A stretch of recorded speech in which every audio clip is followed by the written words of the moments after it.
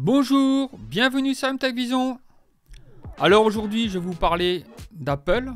Je vous annonce une bonne nouvelle. Donc deux Mac mini qui sont sortis. Donc le M2, donc le Mac mini M2 et le Mac mini M2 Pro. Alors c'est deux produits très intéressants. Je pense que ça va remplacer donc le Mac mini Intel.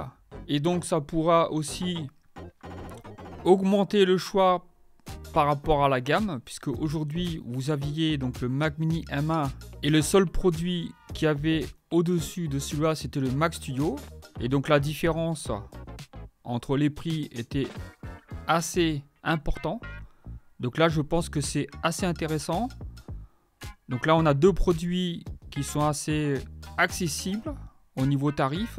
Le Mac mini M2 il a 8 cœurs CPU, donc 4 cœurs économes et 4 cœurs haute performance et 10 cœurs GPU.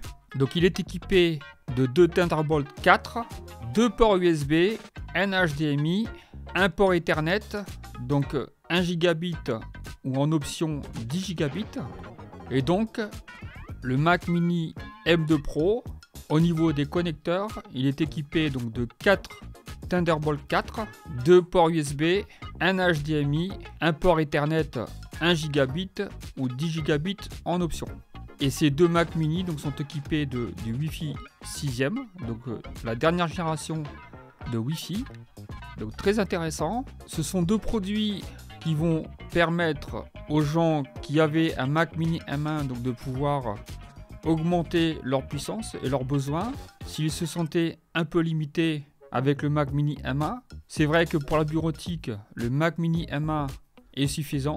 Mais si on souhaite aller un peu plus loin, si on veut travailler sur des applications un peu plus gourmandes, donc en performance, c'est vrai que c'est intéressant à un prix quand même raisonnable.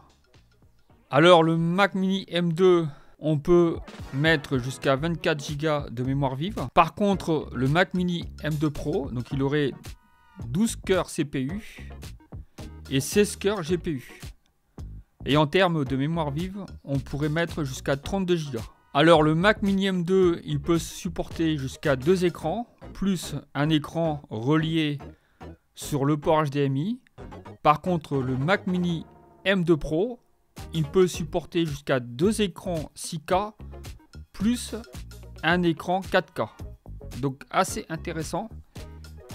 Alors c'est tout de même intéressant au niveau prix. Après, si vous voulez le Mac mini M2 Pro, donc toute option, il revient à 5200 €. Donc c'est assez intéressant. Donc ça permet d'avoir une gamme entre deux, entre le Mac mini M1 et le Mac Studio, qui est quand même beaucoup plus cher. Donc voilà, j'en ai terminé avec cette vidéo. J'espère que vous l'avez bien apprécié. N'oubliez pas de vous abonner, de laisser un petit pouce vers le haut.